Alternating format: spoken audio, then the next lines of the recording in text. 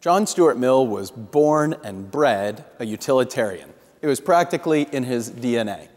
And he would become the greatest defender of this outlook on morality.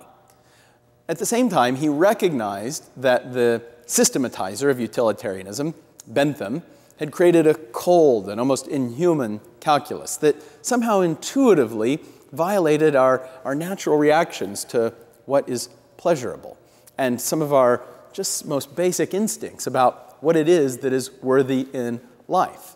And so Mill articulated a vision of the pleasures in which some are higher than others. Not all pleasures are equal. There are qualitative differences. And so some pleasures, say that you get out of helping others or that you get from a fine film, are better than other pleasures. Say the pleasure you get from watching fake wrestling. But I want to ask you if this is a defensible vision of the pleasures.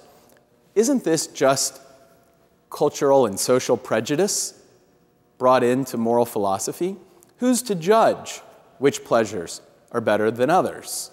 Why is it any better to enjoy a symphony of Beethoven than it is to enjoy an NFL game? Let me ask you this. Do you think some of the pleasures in our world are superior to others? Do you think that enjoying a novel, a great novel of the 19th century, is better than going to an OU football game? Or is that just cultural prejudice? Do you think that watching an artistic, independent film produces a different kind of pleasure from watching The Hangover, Part 1, or Part 2, or Part 3? How do we justify these kinds of differences?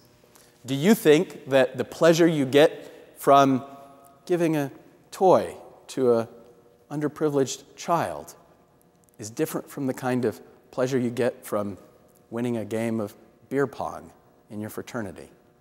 How can we make these kinds of judgments?